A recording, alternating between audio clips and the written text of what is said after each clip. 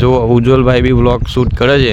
ફરવા લાયક જ જગ્યા છે, જોઈ શકો છો. આ ગાઈસ કેમ છો? મજામાં છો? તો એક નવા વિડીયોમાં તમારું સ્વાગત છે. હર હર મહાદેવ, જય નર્મદામાં. તો આપણે બહુ દિવસ પછી નર્મદા નદી કિનારે ફરવા માટે આવી ગયા છે. જોઈ શકો છો સાંજનો વ્યૂ છે ને બાકી. અને નર્મદામાં અહીંયાના દર્શન બી કરી લેજો અને કોમેન્ટમાં જય નર્મદામાં લખતા જજો. ને આપણી જોડે આવી ગયા છે એક ખાસ મહેમાન, જેમને જોઈને તમે ખુશ થઈ જશો. ઉજ્જવલભાઈ કેમ છો? જય માતાજી ભાઈ, હર હર નર્મદામાં. હવે અમે નર્મદા કિનારે મેં ધવલભાઈ જો ફરવા આવી ગયેલો છે. ધવલભાઈ કહેતા હતા કે મગર જોવાના મળશે તો ચાલો મગર ફરી આવીએ આપણે બી. ઠંડો પર છે એટલે મજા આવે ફરવાની આપણે. બરાબર, ઠંડા પોળે ફરવા આવ્યા છે ઉજ્જવલભાઈ, એટલે ફરવા બી આવ્યા અને એકદમ શાંત વાતાવરણમાં બેસવા બી આવ્યા, જેથી કરીને થોડી મજા આવે. અને મગર બી જોઈ લે, પણ મગર છે નહીં, કેમ કે પાણી આવેલું છે જુવારનું, જોઈ શકો છો તમે. પાણી વધ્યું છે નદીમાં. આ સમયે ભરતી આવે એટલે પાણી વધી જાય નદીએ.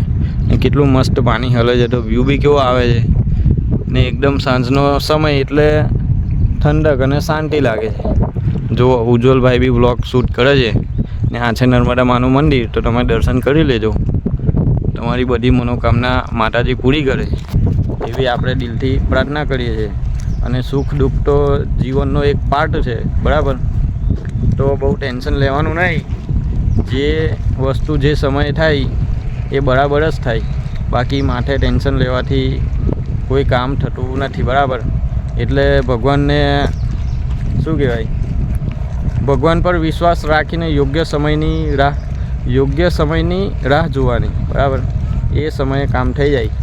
બાકી બહુ ટેન્શન લાગતું હોય ને તો આ નર્મદા નદી કિનારે આવીને બેસી જવાનું.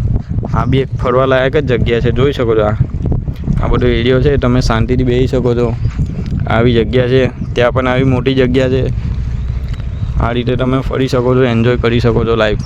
પણ હા, નદીમાં નાહવા નહીં જવાનું. હા, બાકી 5 સેકન્ડ મેં જીવન ખતમ, મગર પકડી જશે. બાકી તમારે ફરવું હોય તો આવી શકાય. મનની શાંતિ માટે ફરવા લાયક જગ્યા છે, બરાબર. અને બેસ્ટ લોકેશન છે, તો તમારે આવવું હોય તો આવજો ફરવા, બરાબર.